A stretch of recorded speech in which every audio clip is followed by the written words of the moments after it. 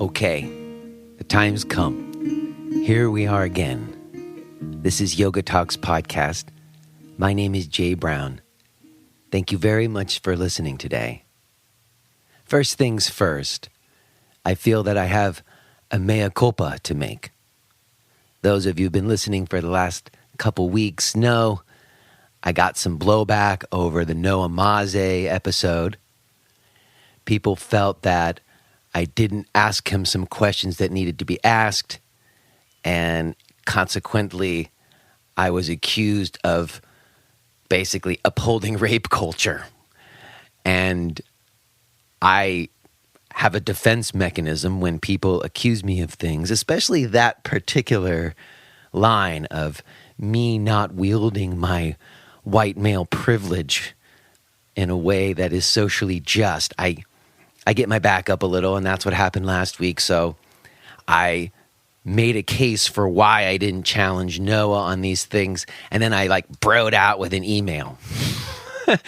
And I think some part of me knew that if those people on Facebook listened to that, it was going to rile them up more. And that's what happened. I riled them up even more. Instead of letting things lie, it stirred it up again. And ultimately, I had some good conversations. I had a particularly good conversation with my friend Matthew Remski, who's very sensitive to these matters and spends a lot of time thinking about them, and also had been in contact with the parties involved and actually had information about it that I was not aware of. And frankly, I just think that I didn't do enough research. I had read the original blog post, but was kind of disgusted by the vindictiveness in it. And then I didn't really follow along after that. And there were things that happened, some actions that were taken. And if I had known about that, if I had paid more attention to it, I think I would have definitely asked more questions and pressed him a little bit more than I did. But I didn't do that. And part of that's just that I'm still on a learning curve with this podcast. It's grown a lot more than I expected in the last year. And I sometimes have this idea, which was my original defense on Facebook, which is I'm not a journalist. I'm just a guy, and I'm just going to show up and have a conversation. And that's fine most of the time, but it's not good enough, because if I'm going to have somebody on like Noah in the midst of a thing that people are knowing about, or a scandal or some kind of news item, I can't then just not be aware of that. I have to know about that thing. And I really ought to have asked some questions that I didn't, and I gave him a complete pass. And that's what people were upset about. And it was my talk with Matthew, and also an email I got from one of the guests who've been on this podcast before, Carrie Dawn Porter. A little shout out to her. She wrote me a good email too. And they were both critical of me. Neither of them were supporting me. They were basically saying, hey man, I think you dropped the ball. And when I thought of it in those terms, I do think that they were right. I do think I dropped the ball some. I need to do a little bit more research if I'm going to have somebody on who's in the midst of a news thing, you know. Most of the time it's just like today I'm going to talk to Trina Altman, and there isn't any scandals or anything. We just hang out and talk. It's fine. But if I'm going to choose to have someone on in the midst of something like that, I think I need to take more responsibility going forward, and I will most certainly do that.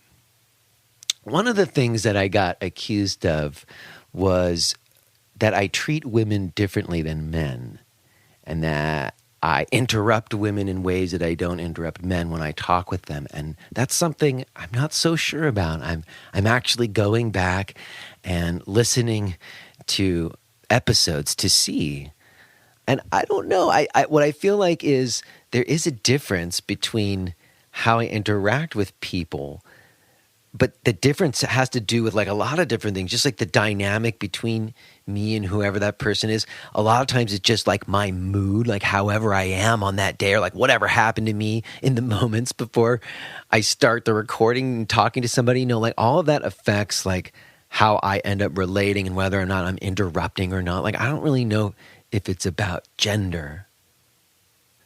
But some people say that it's implicit, that I've got unconscious patriarchy playing out in me.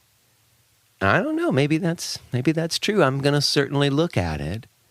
And I do think the email that I read last week had one very problematic phrase in it where it said something like king pigeon posing, mala wearing, vinyasa fembot army.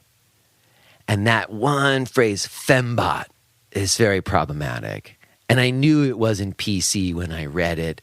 I mean, I took it as a reference to a 70s sci-fi TV show, but in this day and age, and given everything that's going on as white men, I do think we have to be more sensitive to the language that we choose. If it had said king pigeon wearing, mala bead wearing, vinyasa flow army, not femba army, I think we might have been on safer ground. But again, it was a bit of a defense mechanism of me like wanting to be more broed out because they're accusing me of it.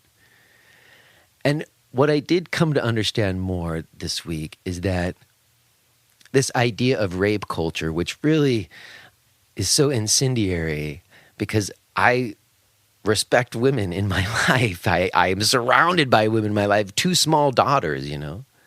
The idea that I'm upholding rape culture, it makes me so, fuck you, like that.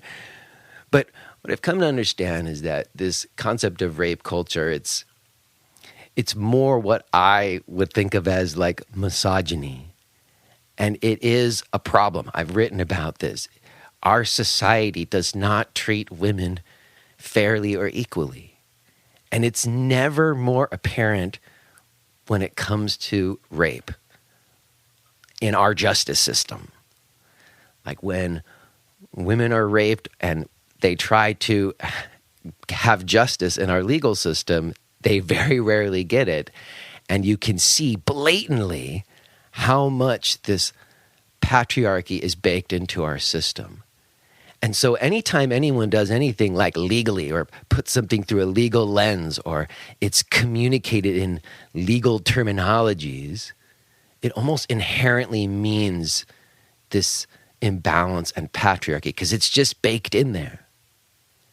And so the justice system around rape is this huge example of it, but then there would also be like these more micro examples of it, like me interrupting female guests on this podcast. So I don't know that me sometimes interrupting people as I do when I have conversations, or the fact that my friend Shane used that expression fembot really means that we're dehumanizing and devaluing women. I don't know if it's the same. Maybe it is. At the very least, though, I want to be sensitive to these things. And I want everybody to know that's listening that I do take it in and I take this very seriously. And I want to represent myself and yoga in ways that I think are helpful and not, as I said last week, perpetuating unhealthy power dynamics.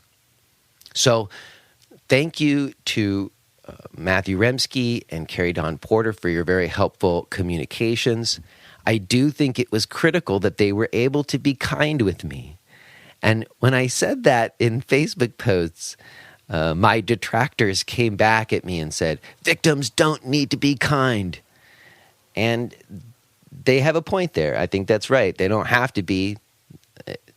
They've been wronged, so there's no reason why they should have to be kind, but it's helpful. It was helpful to me to have someone speak to me about these things in ways that don't put me on the defensive and allow me to look at myself and better question my behaviors so that I can course correct and be the person that I want to be, which is someone who is fostering mutuality among men and women. So in any case, there you go.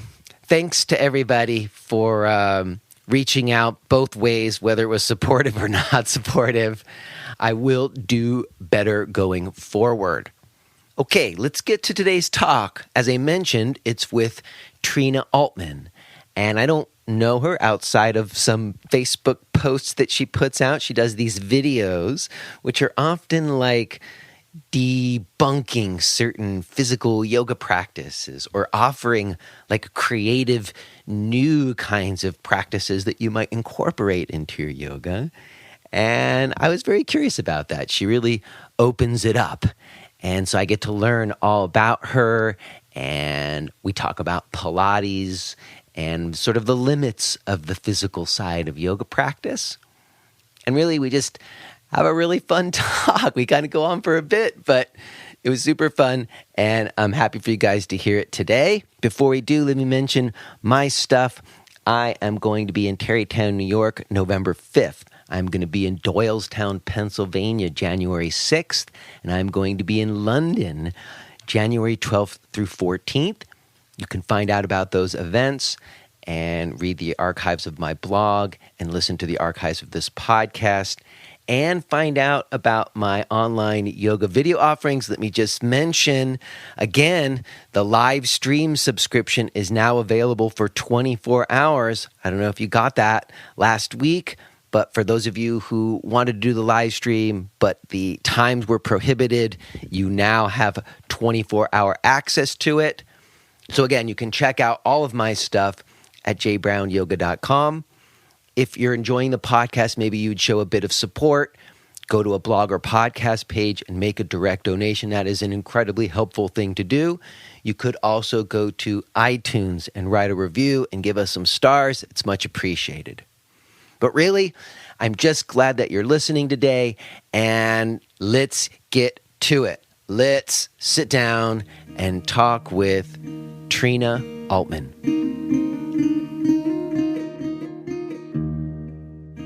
Hey, how are you? Hello, how are you? Good. I'm just untangling my little headset thing. I've got one of them in my ear, but the other one is making its way. Okay. How's your day going? Oh, okay. Honestly, our timing is a little bit strange for me, but I'm kind of glad to talk to you. It's a distraction from a bit of tumult that's going on with me in the moment. Okay. Yeah, family, work stuff. Well, it's kind of appropriate, and maybe we'll even let it be here on the podcast, which is that yesterday I finalized a lease buyout for my yoga center. Oh, wow. So okay, congratulations. I signed the papers and handed over the keys, and this is the very first morning that I don't have a yoga center in the last 10 years. Oh my goodness. Yeah. Okay, so wow. Yeah, and then it's really been a bit of the struggle has been because the new proprietor and I were not really able to have a conversation about yoga. She comes from a really different perspective and orientation in yoga than I do. And I had thought that we could kind of come together more, but we haven't. And so the transition is a little bit rockier, I think, for that reason. Gotcha. But right now, the classes are still carrying on. Today is the first day that it's under a new owner. And the classes are all going to continue as they are, at least for this next month. And she says she wants to keep many of them going, but right. I can't really tell. She hasn't been so forthright. Gotcha. But in any case, I'm kind of all over the place. And literally 5 minutes ago, my wife turned to me and said, "Don't you have a podcast at 12?" And I went, "Oh crap!" So I scrambled and got everything together and hit record, and now we're here. So when you ask me what's going on with my day, I'm going to tell you, so it'll help me settle in a little, maybe. Yeah. No, that's big. That's really big. Yeah. 10 years. How's your day today? My day is good. Yeah, was just trying to make sure tech-wise that I was having some issues with Skype on my phone, and so I just kind of turned it off and then re-downloaded the app, and it looks like I'm good because now my computer is a little funky and doing some weird thing. So okay, well, as long as one or the other works, I'm good. So my phone Skype is working, so okay, I'm happy. I can hear you okay just fine, so I think we're good to go. All right. Well, what else is going on? It's Friday, and where are you? Where do you live? Los Angeles. Oh, okay. Wow. I grew up in Los Angeles.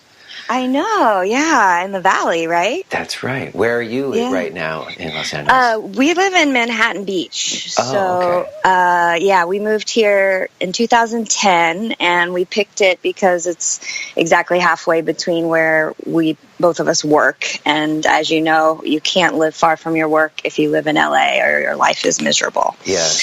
So Well, it's funny. It worked out. I grew up in LA and driving the 101, 405 freeways and that traffic.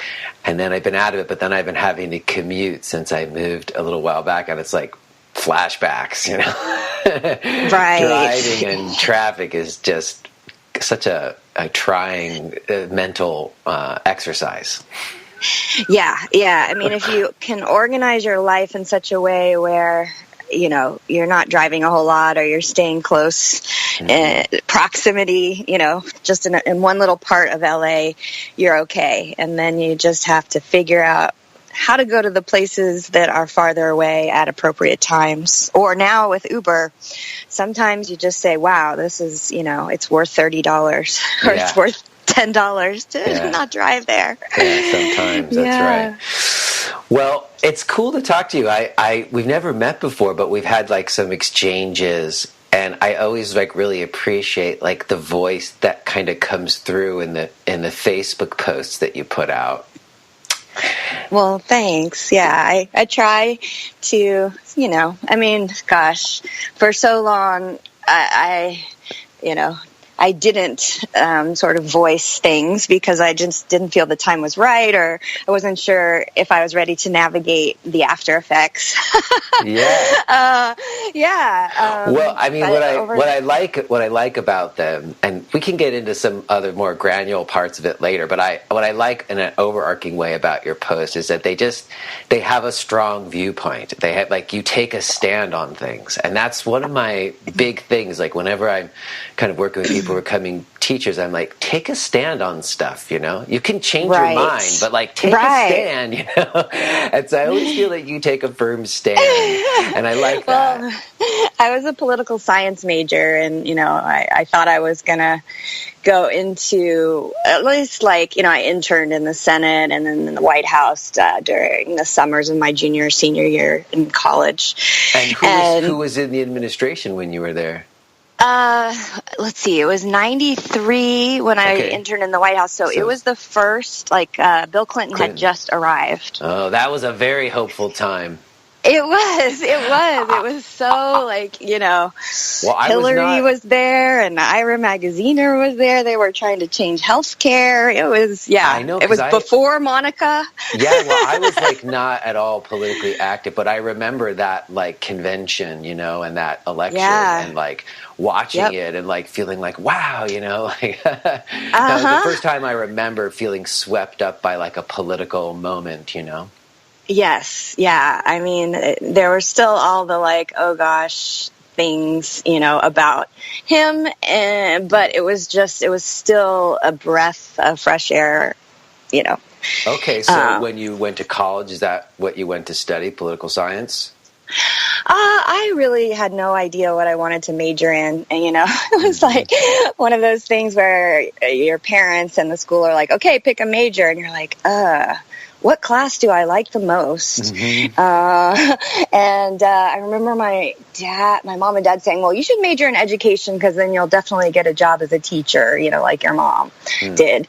My dad's an engineer, and I knew that wasn't going to be a thing. Right. But I had a friend who was interning in Washington, D.C. I think it was for either her senator or congressperson one summer. And so I was oh, maybe I'll do that. that looks like fun. You just have a friend who's doing something. Mm-hmm. And so I applied and I did that. And then I went to 2 colleges. So I went to Emory my freshman, sophomore year, and then I went to Brown my junior, senior year. And, it was junior year where you kind of really need to pick something. And I really liked sociology, and my parents were like, no. They're very like, get a job where you can pay your bills and have health insurance, and we don't think sociology is going to get you there. I see. So they were like trying to caution you about the direction. You're like, hey, do you want to be able to make a living or not? Yeah. Oh, yes. They're very practical people, especially when it comes to finances. And you listened to them? You didn't just say, screw you and do whatever you want, but you like took their advice? Well, I mean, I was taking some international relations courses, and what else was I? Oh, I took this course called City Politics. So I ended up taking like several poli-sci and IR, international relations courses that I liked a lot my junior year at Brown. And so I was like, I think at Brown they call it your concentration rather than your major. So it's like, I'll concentrate in poli-sci. I've already done 3 or 4 classes, and they were okay with that. I rebelled against them. Basically, they allowed me to rebel in all ways except financial. What does that mean? What other ways? Well, meaning, they were paying the bills for college. Yeah, so, there was they get to have some say. Yeah, they put the bill. Exactly. Yeah. All right. So you study political science in college, but that's confusing to me because I have this note that you work at Goldman Sachs at some point. So how do you get from studying political science to working at Goldman Sachs? Well, I also, took some economics classes, and I took a class called Engineering 9, which wasn't real engineering. It was this famous professor who, oh my God, he's everybody's favorite person on the planet because he's he would bike ride around the lecture hall, and he had a microphone, and he would run up to you. And anyways, the gist of the class was all we did was study Harvard business case studies of, just different businesses. It was kind of like, Reader's Digest to, what you would do if you were a consultant at Bain and Company or something. Mm. And so the class was just really fun. And my father has just always been we called him money head, or, he just the way I love movement, he loves the markets and finance. So I grew up around all of that. Interesting. And I did a independent study course that was it was called Portfolio Management of Mutual Funds. So in addition to the political science, I took a lot of, not a lot, but enough classes. And then when they recruit, so, what happens at Brown, and I think at most of the Ivy Leagues, at least at this time, is all the Wall Street banks and consulting firms and big ad agencies would go and just recruit for their, most of them had what I was part of. It was a 2-year financial analyst program. I see. And, they're also, I'm sure I was the affirmative action, as the only female. Oh, I see. So, it's okay, well, you might not be hardcore math, but you're good with people, and you got, you've got straight A's, and so you interview well. I'm sorry, when they recruited you, were you already familiar with how the markets work? You took a couple classes, but it seems to me like I've tried to understand the markets. In a general way, I understand it, but to really understand markets and stocks, seems like another, a whole thing. Did you feel did you know that stuff?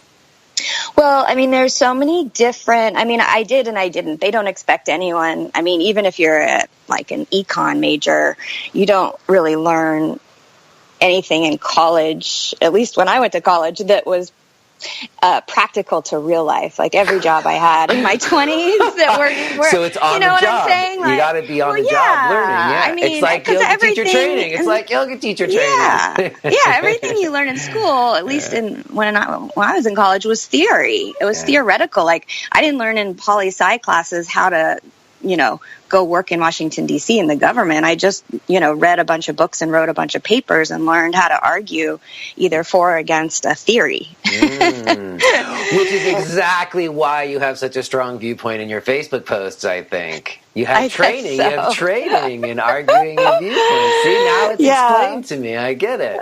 Yeah. I mean, I think it was also, it was mostly men in my poli-sci classes too, and I was pretty, like I had not found my voice. My brother, he went to law school and was always way better at debate, and it's actually not so much my thing, I guess, if you putting me in a pool of people that's their thing. Yeah. But maybe in the yoga world, I'm just saying you have familiarity and some training, right? Yes, definitely on how to do it. I'm not saying it defines you or anything like that.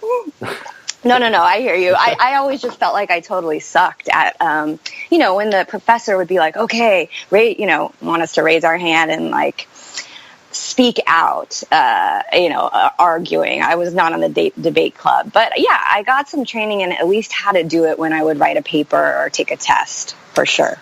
Okay, so why did you decide to take a job at Goldman Sachs when they came to headhunt you? I mean, it was really, it's kind of like, I remember when people were like, why did you choose, to go to the college you went to? I mean, I went to Emory and it was just like, oh, it's sunny there. And if I do early decision, I'll know, at the beginning of my senior year and I won't have to apply to a bunch of places. It was a lot of the same, your brain isn't fully developed. So it was like, I needed a job. The people that were recruiting, my dad was like, go to career services and, interview and get something. And it was really mostly Peace Corps, all the Wall Street banks, the consulting firms, and the ad agencies. And I interviewed for all of them. I wasn't so good at the interviewing for consulting firms, but I was really good at, I got a job offer for every Wall Street firm on the street. And then Goldman Sachs was quote unquote the best from what they told me. So I picked it. Okay. But, I always wanted to be a fashion designer. So I was an artist growing up. I still have an artist brain. And my parents, they're very practical. They're like, no, you're not going to New York, and no, you're not going to Parsons. You're going to go to a liberal art school and either marry somebody. A position with Goldman Sachs. The other part of it was when I told my dad the places that were recruiting, and he was like, oh, you'll never get a job on Wall Street, because he knew that I was like, it's just not really, I always had tutors for math. I got A's in math, but it's not my strength. And I was like, this is probably the part of me you see on Facebook. I was like, oh, really? I won't. Yes, I will. That's right. Right. Okay. So, wow. But all right. So that's such interesting things. So you had other passions. You said fashion, but you didn't pursue them as a practical matter. And you went on the advice of elders who said, hey, you should take a position at Goldman Sachs, which I could totally understand. Going to Parsons to study design does not necessarily, for like a parent, it's expensive too. And that doesn't spell out to like confidence as much as like if you went, like I know like my daughter already seems to exhibit like performance tendencies, right? Like artist and performer tendencies, and I'm kind of like, no, go be an investment banker. Come on, no. Well, and it's interesting because you're creative, so like neither of my parents are really creative or artistic types, so it made sense to me that they were like, no, first of all, our brains don't work this way, and number two, it's not practical. But I always, like I met other kids whose parents were really creative and, kind of lived more of the artist life, and we're like, yeah, do it, follow your passion. You might be poor, but you got to do what you love. kind of thing. All right, but you didn't do that at first. You went and took the position at Goldman Sachs. And so what was that like? What was the job at Goldman like? Oh my God, it was awful. Really? I was basically, when you first start, you're just learning on the job. You're a glorified administrative assistant. You're just doing grunt work. You're putting together PowerPoint presentations. You're putting numbers inside of Excel spreadsheets. There was a different groups. So I was in the commercial paper group.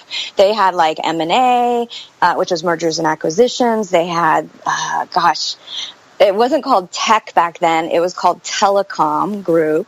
So they had all these different departments, and each department had one like true secretary that, didn't need a college degree, that was just like, did the stuff that didn't require, much more than typing skills. And then the financial analysts who, were part of these programs that they, you interview for, that came from, a lot of the Ivy League schools, it was like you would serve your time basically for 2 years. And then if you made it through like the 2 years of the 80 hours a week, then you would go get your MBA and then come back and be, what was it called? You were a financial analyst, and then you were a financial, with some other title that was bigger. So and then after that, you have to do 2 years of servitude and then go back for a master's before you get the gold? Well, and then you still don't get the gold. Then, the gold was really like being partner. And that's really, those people would work for 80 hours a week for sometimes, 10, 15 years. But you got to want to. You got to want to be in that profession you have to want go through all those totally hoops.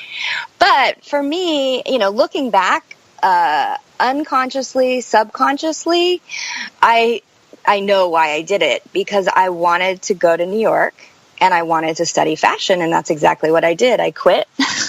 So wait a second. But that doesn't make sense. If you wanted to go to New York and study fashion, so you went to Goldman just to sort of prove that wasn't the right thing to do first, No, because my parents weren't going to pay for me to move to New York. My parents weren't going to pay for me to, Goldman Sachs pays your moving expenses, your broker fee, right? My parents went up there. They set me up in a apartment because, I'm going to be working at Goldman Sachs. So they've bought me furniture.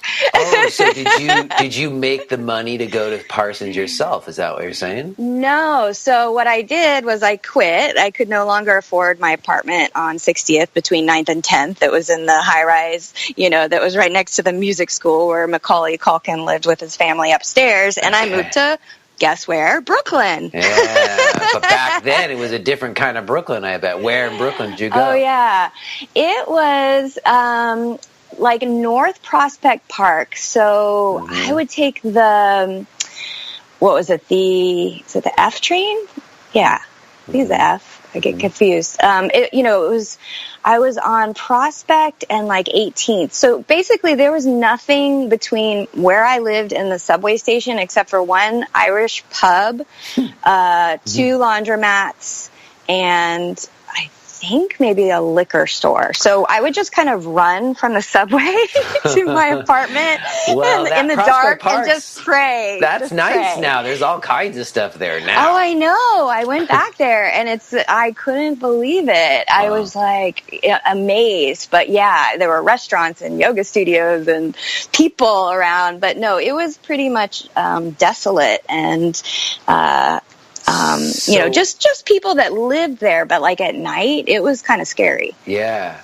I remember Brooklyn being pretty sketchy back when I never left Manhattan. Yeah. So what did your parents think when you decided to quit? Like, were you like, I'm assuming like you were totally stressed out and like having a horrible time when you decided to quit. Yeah, but at the same time, I was so relieved. Back then, temping became a thing. I don't know if you remember, I do. Okay, so I met a dear friend, we're still friends, who was temping at Goldman Sachs when I was working there, and she was making more money than I was as an administrative assistant, as a temp by the hour, than I was as a financial analyst. And so I was like, I'm going to quit and temp and figure out what I want to do with my life. And so that's what I did. The only issue was, in order to get the pay she was getting, I think at the time it was probably like $25 an hour, which was like really good in 1994. You had to type a certain number of words per minute. And I did not pass. I tried multiple times and my typing skills just didn't make the cut. So I could only temp as a receptionist. And so I was making more like $15 an hour. Okay. Yeah. All right, but you decide to pursue your initial passion for fashion. Well, I started temping it at just a bunch of places just to pay the bills, and it was a great learning experience. I temped at Condé Nast, so I got to see like what happened in a bunch of different fashion magazines. I temped places that weren't so glamorous, like hospitals. And I remember this one place that I had no idea till I got there, but it was like some sort of like porn sex line. Oh, okay. I know. I got there and I like 2 days later, I was like, I called the temp agency. I was like, I need a new assignment. This one just isn't working out for me. You don't need typing skills for that one, though, do you? Well, you just need to answer the phone. Yeah. For all of the ones that I did. But, it was a process of elimination for me because I temped in a lot of different industries because there's everything in New York, and kind of saw, okay, I don't want to do this. I don't want to do this. And then a friend of mine was working at this photo archive for fine art called Art Resource down on Bleecker, right off of Houston. And it was kind of like a librarian/receptionist position. All the people that worked there were getting their PhD in art history. And this was digitization of images. So my job was like the transparencies would come in. There was this place down the street, right on not on Houston, on Prince. And we would get all of the transparencies from there, and then the magazines and books editing houses would request the transparencies to then use the images for whether it was a book or a magazine article or just all academic things. So that got me at least in an artistic environment for a while. And it was like my first job that wasn't a temp job, besides Goldman Sachs. Okay. And I got, down in Soho, and then what happened next was I remember my mom was like, okay, you're bored out of your mind, you're putting transparencies in files and answering the phone. Like, what do you want to, like, if you could do anything at all, what would you do? And I said, I'd shop at Barney's. That was what you wanted to do? Yeah. And she said, good, go get a job at Barney's. And so that's what I did. And it was one of the best things I ever did because I was working on commission. I learned, I was around all of the like super avant-garde, like Belgian designers. It was just a mecca for creativity and creative people. I mean, when I think of, it's funny now because I've, been teaching at Equinox for like 7 years, but there's such a parallel between the kind of people that work at Barney's and the kind of people that teach and work at Equinox. It's just like, I was like, yes, I want to get to that people. Parallel. I was like, my people, like I'm around all kinds of like, off the wall, creative, lots of gay, lesbian, artistic, types that, were, just right up my alley. And I was like, okay, cool. Not the boys' room at Goldman Sachs. Sachs. It was like what I had at Brown, but, more on the creative end of the spectrum as opposed to the academic end of the spectrum. And so then I started taking classes at FIT at night, but I just put them on my credit card, and I bought a sewing machine on my credit card because my parents were like, no, we're not supplementing your fashion continuing education program. Okay. So Yeah. So you start getting into fashion, taking classes, making clothes of your own? Yep. Yeah. And I was wearing one of the shirts that I made, this top that I made. And Eli Tahari, I don't know if you're familiar with him. He's a designer. I don't know much about the fashion world, although, I talked with Cora Wen recently, and she made clothes like in the 70s for like rock bands like The Clash and Blondie and stuff. Gosh. Yeah, so I was just having this is like the second conversation I've had about fashion recently, but I'm way out of my league. I don't know much about it. Right. No. So, anyways, he liked the shirt that I had made that I was wearing and hired me he came into to Barney's with his girlfriend at the time, and they were shopping for a dress for her, and I was helping them. And he said, I need an assistant designer, in the trimmings department. And I was like, I'm available. And so I got my first job as like a assistant designer, and the trimming department was perfect for me because I was like, yeah, I can do sequins and feathers and buttons and zippers and that was like because the Tahari clothes were very sort of simple, like Calvin Klein-esque, very basic. And so to be able to do the trimming part, which was a little more along the lines of what I was interested in. I was, I liked Anna Sui and Betsy Johnson at the time, a little more colorful. See, I know her. She was quite the colorful one. Right. Your daughter would love Betsy Johnson dresses. Yes. So you're in there, you're designing. And so how long do you do that job? Well, the interesting thing about the fashion design world is every job, we talk now about how everything is freelance and nothing has, vacation or insurance benefits. But, I worked there, and honestly, the only people that worked there more than 3 months, there was one person. She was the head, design, head of the design department. But everyone else that worked there more than 3 months was from another country, with a visa or a green card, I forget. Because once you were there for 3 months, they had to give you health insurance. So they would just let you go and hire somebody new. Did you know that when you took the job? No, I didn't. I knew towards the end of the 3 months, I look around and I'm like, wow, I've been here the longest besides all these people from Israel and Great Britain and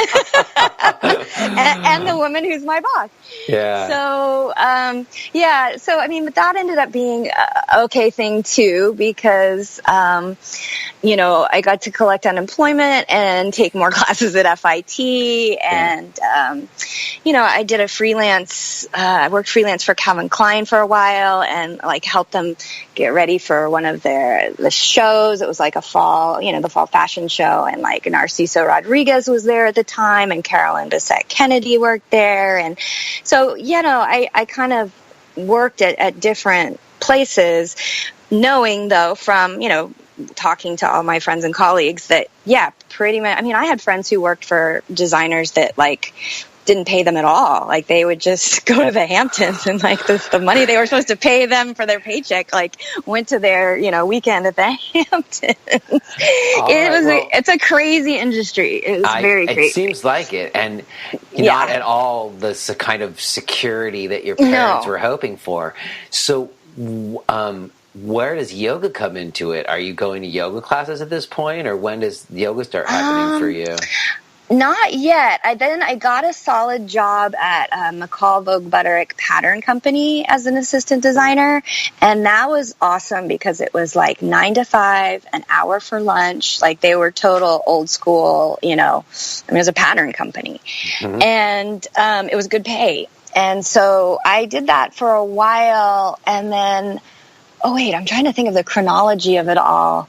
I don't know whether I was at what point, at some point, I remember. After I left Barney's, I was making jewelry because I just loved making jewelry, but I started making jewelry and my friends were liking it, so I was selling it to them.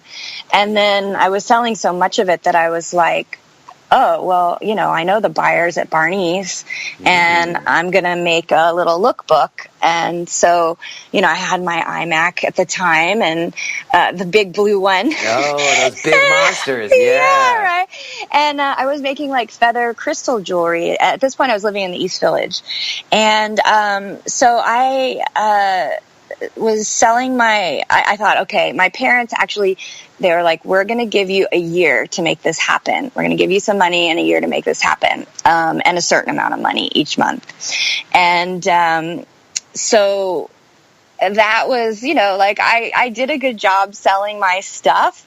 But then when it was like the orders came in and they were like, we want 60 of these. You're like, how the fuck am I going to make 60 of these? Well, my dad was like, we need to go to like China or Hong Kong and get these made. And I'm like, I don't want to go to China and Hong Kong and get these made. I want to make other things. Yeah. Like what I liked about it was coming up with the idea, making it, selling it, and then coming up with a new idea and making it and selling it. So I realized, that I like the creative side of fashion. I mean, I knew that already, but yeah, I didn't.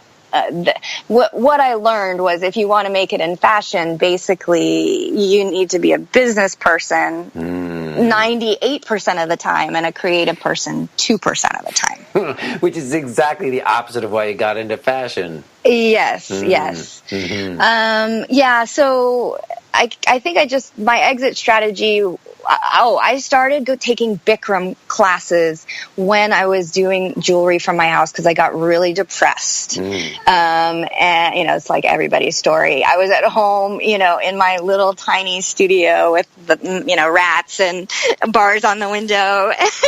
And realizing that your grand scheme to make lots of money off your jewelry wasn't going to happen. Exactly. Like, what am I going to do now? Friend, she was like a family friend. I grew up in Oklahoma, and she just graduated USC and moved from LA to New York. And so we were hanging out, and I can't remember what magazine she was working for. It was like when the .com thing like was just on fire. And she was living down in Tribeca, and she's like, I go to Bikram yoga. She came over, basically like dragged me out of my, melancholy to a Bikram class, and was like, just trust me, you're going to sweat, you're going to feel better. We're going. So, I had taken some yoga in college at Brown. I took a semester's worth of yoga with this Kripalu teacher and loved it. And when that ended, I bought Patricia Walden's VHS Yoga for Flexibility and used to do that all the time. But I would say the Bikram yoga in the 90s, that was really the extent of my yoga experience in New York. But you enjoyed it. Did it help you get you out of depression? I felt better. I mean, there was no way I couldn't. I was like, not exercising or moving. I wasn't eating very healthy. I was sitting in my apartment all day, like putting beads on wires and gluing feathers together.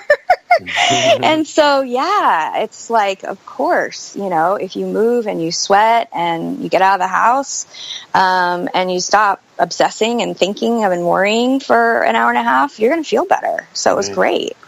Okay. So the Bikram gets you out of the depression, and then what happens? When do you get beyond Bikram, or did you get a new job? Well, what happened was I went home for Thanksgiving, and I reconnected with a friend of mine from high school, and he and I kind of started dating long distance, and I was 29, and I think I was just like, okay, I can't do this New York thing anymore. You were in New York. Well, yeah, I mean, in the sense of, it was like, just... you had to love somewhere else. You're like, let me go be where there's love. And also, I mean, I remember walking out of my East Village apartment one morning, and there was like blood on the cement. And I asked the super, Jimmy, who was an ex-con, what happened? And he's like, oh, so-and-so on the jumped off the top floor and killed himself. Oh, my gosh. Well, I know. I lived I can tell you a lot of stories like that. I remember. I lived on 13th Street between 1st and 2nd Avenue back before it was nice. And I remember there was like there was like a crack house 2 doors down, and there was an article in the paper that said, "Evil has a home at 222 East 13th Street," and I was like 2 doors next to us, so we live next door to evil. Was that a New York Times article? I think it was. Yeah, I think I remember that. Yeah, I lived right next to that building, but it was a sketch time. Yeah, I mean, there was a guy who lived upstairs from me. He used to put like a Barbie doll like straddled on my doorknob, so I'd open the door, and I mean, he was mentally, ill. And then the landlord was like, will you come testify in court? He's, doing this to like other people. I mean, it was, I remember like, get me out of here. I was like, my computer would break, the iMac, the blue one. Yeah. And I remember carrying it. I was on 10th between B and C trying to carry it to 14th Street, where that iMac place was upstairs. Tech server, whatever, yeah. Yeah, because no cab would pick me up. And, I was like, damn, I think I need to live in a place where I have a car and I have air conditioning and no bars on my windows. I'm getting too old for this. All right, so you decided to leave New York. Yeah, and I moved back to Tulsa to be with him, and that did not work out at all. He turned out to be an alcoholic, and I promptly left that situation real quick. And but I worked as a textile designer. I mean, actually, I worked in a warehouse, just like shipping fabrics for a good amount of time. I'd say like 8 or 9 months, which was a very interesting experience before a position opened up in the, like the design department. So wait a second. How did we get to the yoga? You're still in the fashion. I know. So I know. Well, I'm 45. Wow. How much do you want to hear? Long road to get to what you do now. Yeah. I mean, I'm just getting to the point where I met my husband.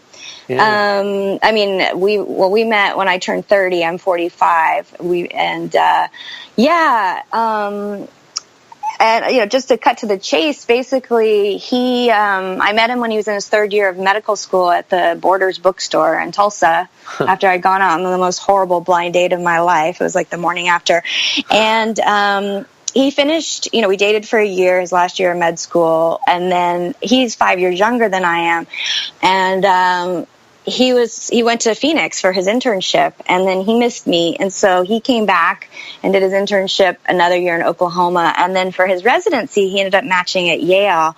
And so he moved to Connecticut. I stayed because I was then working as a textile designer, and I was like, oh, now I have a good job. I don't, leave. And then I went to visit him and was like, I'm quitting. And I just sent my resignation from Connecticut, and then moved to Connecticut with him. And then I worked as a nanny because, again, I was like, I don't know what to do. I can't deal with the corporate world.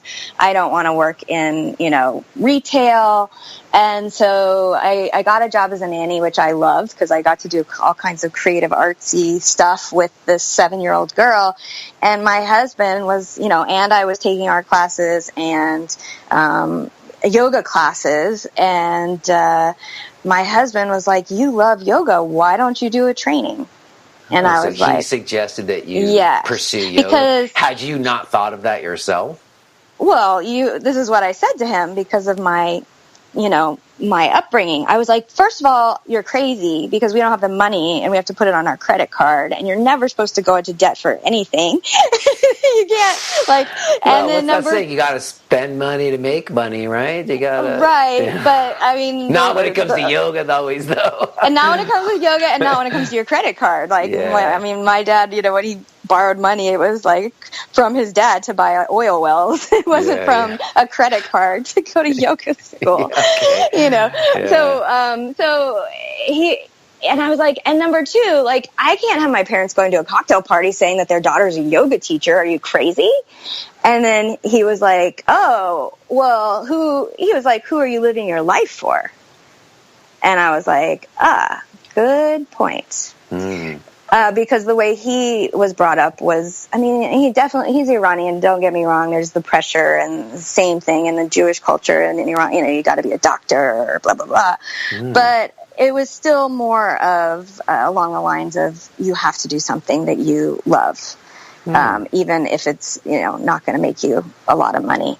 And so, yeah, he's the reason why I gave myself permission to do something that I was, and that, I mean, he was in debt and he was like, sometimes you have to, he's like, look, I'm in debt. I'm in medical school. I've never worked, really. I've just been accumulating debt so I will eventually do something that I've always wanted to do. And so maybe you should try it.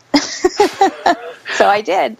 Were you still going to Bikram yoga or is it a different type of yoga at that point? At that time, I was taking a jewelry and metalsmithing course in Guilford, Connecticut, and I met a dear friend of mine. We're still friends, and her name is Tori Ungerland. Now it's Tori Wallstrom, but she owned a yoga studio called Fresh in New Haven with Heidi Sormaz. And I couldn't afford to take classes there because, I was like finishing up collecting unemployment and I was a nanny. And you had a husband who wasn't making any money either. Exactly. And so she was like, look, you can come to my classes and you don't have to pay. You just can't go to the other classes, What? So I would come to her. Yeah. She just hooked you up just because you were like nice or? We became friends. Yeah. And, and then that kind of led to, and I had a gym membership, and I also met a teacher, Lily Chandra, who's still a dear friend of mine to this day, who was teaching this class that it was like In Shape gym in North Haven, Connecticut.